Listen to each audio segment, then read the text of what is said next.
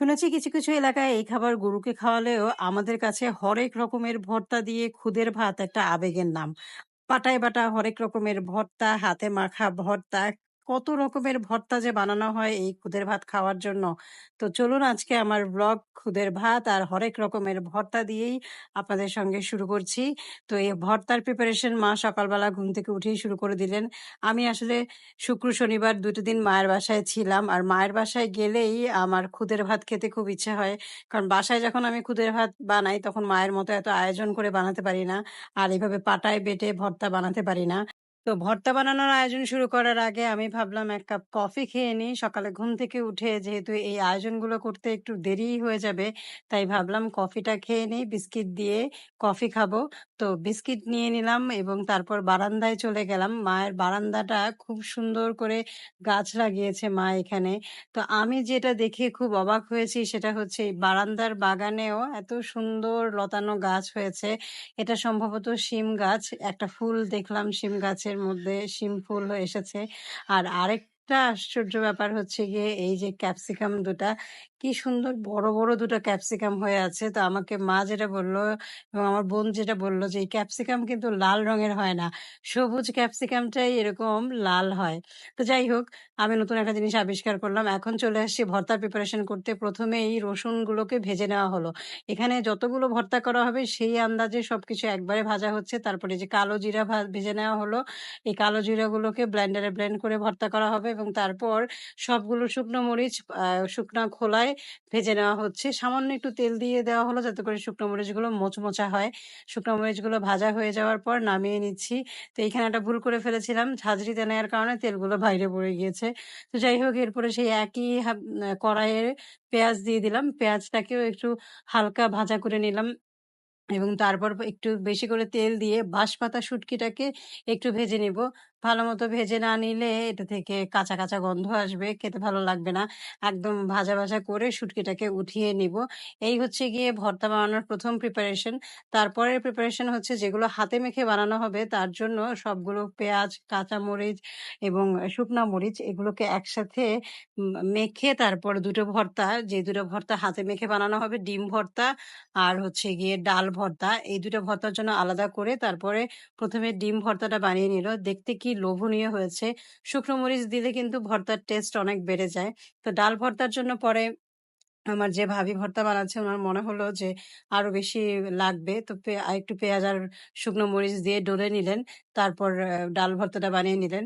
উনি হচ্ছেন আমার খালাতো ভাইয়ের বউ। উনার হাতের ভর্তা বেশ মজা। খুব মজা করে ভর্তাগুলো বানিয়েছেন। যাই হোক, এই ভর্তাগুলো কিন্তু হাতে চটকে চটকে বানাতে হয় আর বানানোর নিয়মই এটা। কিন্তু বানানোর আগে অবশ্যই সাবান দিয়ে হাত ধুয়ে নেওয়া হয়েছে। হাইজিন ব্যাপারটা মেইনটেইন করা হয়েছে। সেটা নিয়ে তো নিঃসন্দেহে বলার কিছু নাই। তো তারপরেই বানানো শুরু হয়ে গেল শুটকি ভর্তা। ১ম এ রসুন এবং লাল মরিচটাকে বেটে নিয়ে তার মধ্যে শুটকিগুলো দিয়ে বেটে নেওয়া হলো এবং তারপর পেঁয়াজ দিয়ে পেঁয়াজটাকে আধা ভাঙা করে বেটে নিলেই হয়ে গেল শুটকি ভর্তা। তো এইদিকে মা বসিয়ে দিল তেলের মধ্যে পেঁয়াজ, রসুন এবং সামান্য একটু হলুদ দিয়ে চাল আর ডাল দিয়ে দিল। তারপরে এগুলো একটু একটু ভাজতে নিয়ে ভাজা ভাজা করে নিচ্ছে এবং সেই সঙ্গে ফ্রোজেন করে রেখেছিল মা কিছু মটরশুঁটি, সেই মটরশুঁটিগুলোও দিয়ে দিল।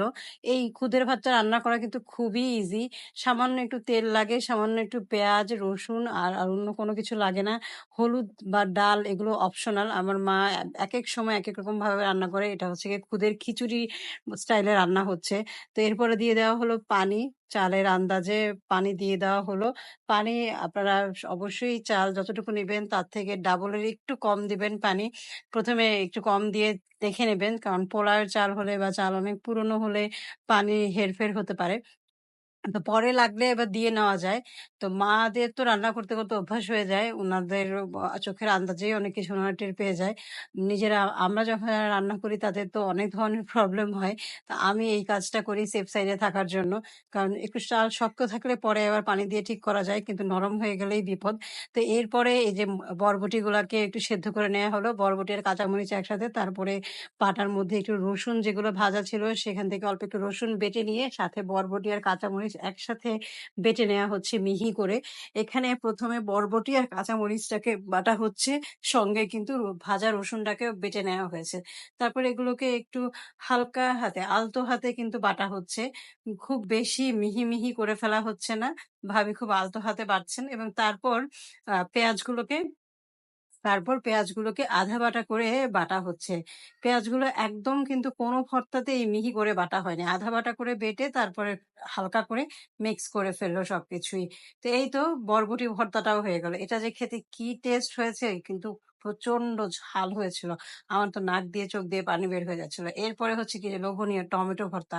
টমেটোটাকে এভাবে সরিষার তেলে ১ম এ একটু সেদ্ধ করে নিয়েছে, ভেজে নিয়েছে আরকি। তারপরে হাত দিয়ে কষিয়ে ভর্তা বানিয়ে নিয়েছে। তো এই যে আমাদের সবগুলো ভর্তা রেডি, কালো জিরা ভর্তা, শুটকি ভর্তা, বরবটি, টমেটো ভর্তা এবং তারপর ডাল ভর্তা, ডিম ভর্তা। সবগুলো ভর্তা কি যে লোভনীয় ছিল! আমার তো জিভে জল চলে আসছে এখনো। তো আমি আর দেরি সহ্য করতে পারছিলাম না। আমার বোন তো খুব বলে, আমি ছাড়া নাকি মায়ের বাসায় খুদের ভাত ওদের কপালে আসে না। মানে এরকম খুব আমাকে খোঁটা দেয়। বলে যে, "তুমি না আসলে তো মা খুদের ভাত রান্না করে না।" আসলে ব্যাপারটা হচ্ছে আমি গিয়ে আবদারটা করি। আমার ভালো লাগে। আ আম আমার ওই লজ্জাটা আমার হয় না যে বলবো। আমার ইচ্ছা হয় যে আমি যখন যাই তখন গিয়ে বলি যে, "খুদের ভাত রান্না করেন, আমার খেতে ইচ্ছে করছে।" তো আমি বৃহস্পতিবার যখন গেলাম তখন গিয়ে বললাম, "কালকে সকালবেলা কি রুটি সবজি খাওয়াবেন?